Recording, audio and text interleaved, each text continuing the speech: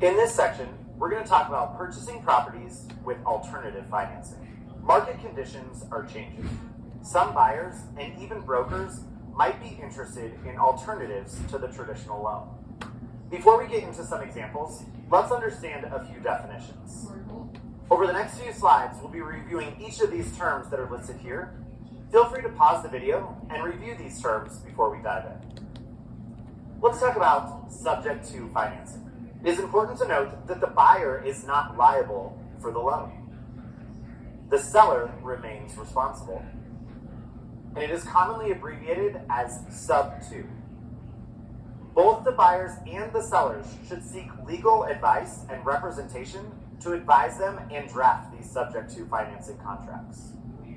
And subject to has been the subject of investigations by the Commission, and license revocation has been found to be the most appropriate discipline. Wraparound financing. Another form of financing is wrap, which involves seller financing from leaving the existing loan in place. Traditionally, the buyer signs a note to the seller, which is secured by a deed of trust behind the existing loan, becoming second in priority. The buyer becomes the owner and makes payments to the seller, who in turn makes payments to the existing loan. Both buyers and sellers should seek separate legal representation to advise them and draft their contracts. Let's discuss installment land contracts. These transactions afford buyers the opportunity to take possession of real property and make installment payments to the seller. The deed does not transfer at the outset, and the seller retains full ownership of the property until the final payment. Both buyers and sellers should seek separate legal representation to advise them and draft the contracts. The Commission strongly cautions brokers to utilize the services of the Colorado licensed attorney when performing real estate brokerage services in such transactions. For additional information, please see Commission Position Statement 23. Assumable loans. One party will take over the obligations of another. Oftentimes, assumptions of the loan relieves the seller from any ongoing obligations. And commonly, loan assumptions take place with the permission of the lender. When the lender consent is obtained, the due on sale clause is not triggered. Seller financing. Seller financing can take the form of any of the last few slides. Commonly, traditional mortgages from a bank, credit union, or other financial institution are not primarily relied upon by the buyer.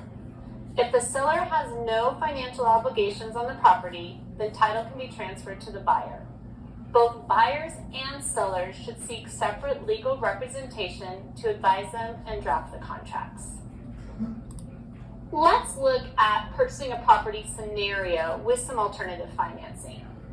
The broker has a transaction where she represents the buyer. The seller is offering the property as a for sale by owner, subject to seller's existing VA loan. Couple questions that come up. Can the broker use the Colorado Real Estate Commission approved forms for this transaction? And outside of Colorado license law, what possible ramifications might there be for the broker? And lastly, does the brokerage firm have any potential liability for participating in this transaction? Can the broker use the Colorado Real Estate Commission approved forms? Yes, the broker can use the contract to buy and sell for the transaction. An attorney licensed to practice law in Colorado or a mortgage loan originator will be required to prepare any financing documents for this transaction. Outside of Colorado license law, what possible ramifications might there be for the broker?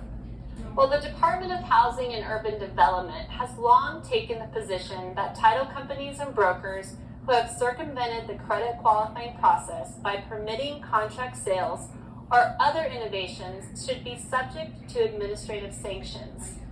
We remind you that an avenue which a broker or title company permits for the transfer of title other than by using the credit qualifying process is an unacceptable circumvention of the law.